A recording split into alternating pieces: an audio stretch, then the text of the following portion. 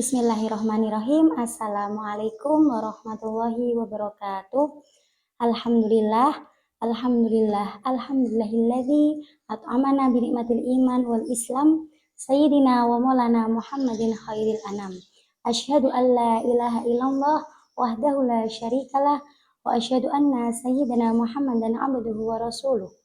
Rabbi shrah li sadri wa yassir li amri wahlul 'uqdatam min lisani yafqahu qawli. Amma ba'du. Marhaban ya Ramadan, marhaban ya syahrus siyam, marhaban ya syahrul Quran. Para pemirsa yang berbahagia, tak terasa kita sudah mau ditinggalkan dengan fase yang pertama dari bulan Ramadan, di mana di bulan Ramadan ini terdapat 3 fase, yakni dalam 10 hari pertama yakni fase rahmat, 10 hari kedua yakni fase maghfirah, dan 10 hari terakhir yakni fase itqum minan nar. Semoga kita dapat sampai di titik terakhir pada bulan Ramadan ini. Amin. Sesuai dengan firman Allah dalam Quran surat Al-Baqarah ayat 183 yang berbunyi, A'udzubillahi minasyaitonirrajim. Bismillahirrahmanirrahim. Ya ayyuhalladzina amanu kutiba alaikumusyamu kama kutiba alal ladzina min qablikum la'allakum tattaqun. Shadaqallahul adzim. Yang mana ayat di atas dijelaskan bahwasanya Allah telah memerintahkan kita untuk berpuasa. Kenapa kita diperintahkan Allah untuk berpuasa? Agar kita menjadi orang-orang yang bertakwa. Di mana orang-orang yang bertakwa itu adalah orang-orang yang selalu beriman dan beramal soleh. Di sini saya ingin sedikit membahas tentang bagaimana sih cara kita merasakan manisnya sebuah keimanan itu.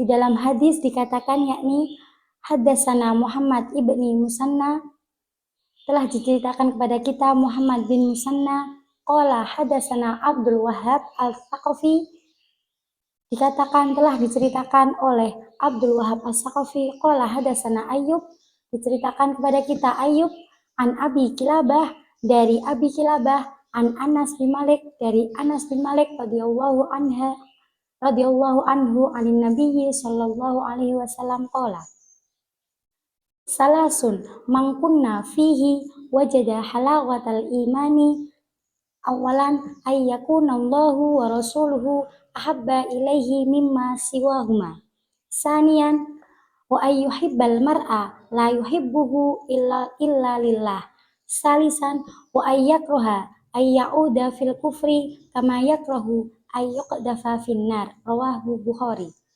Di mana telah disebutkan hadis di atas tadi, yakni ada 3 perkara yang menyebabkan pada diri seseorang itu akan mendapatkan atau bisa merasakan manisnya sebuah keimanan. Yakni yang pertama, menjadikannya Allah dan Rasul lebih ia cintai daripada selain keduanya.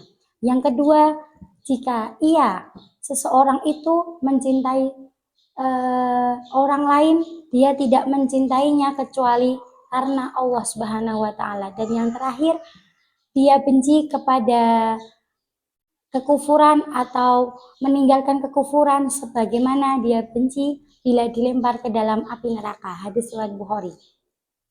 Para pemirsa yang berbahagia, iman adalah suatu keyakinan yang ada dalam hati kita dan diikrarkan oleh sebuah lisan kita serta dilaksanakan dengan anggota tubuh.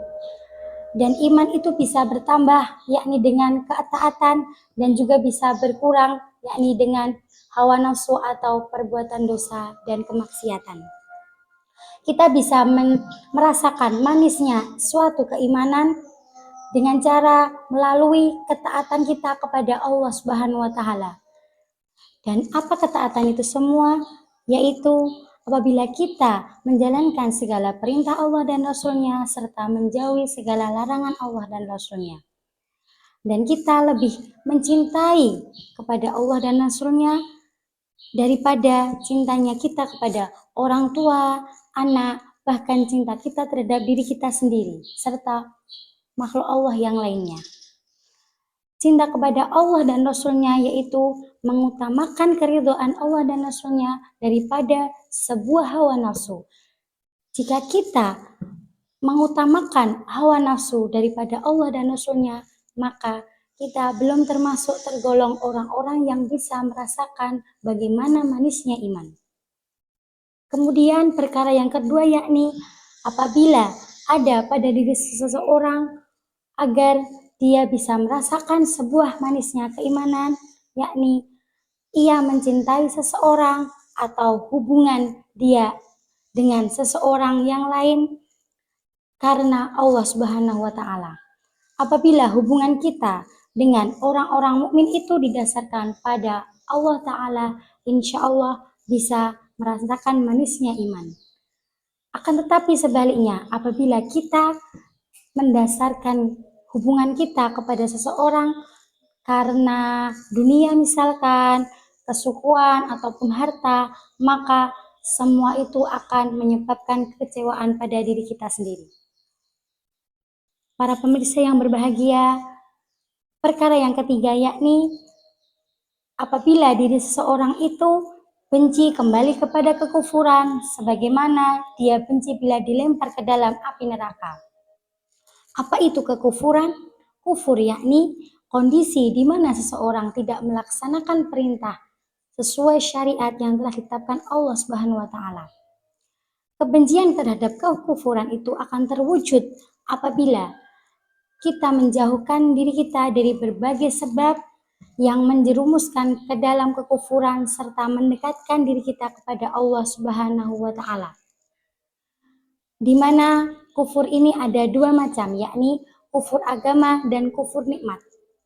Di dalam Al-Quran surat Al-Anfal ayat 38, A'udzubillahi minasyaitonirrajim, Bismillahirrahmanirrahim, Qulil ladzina kafaru iyantahu yughfar lahum ma qad salaf wa iyaudu faqad madat sunnatul awwalin.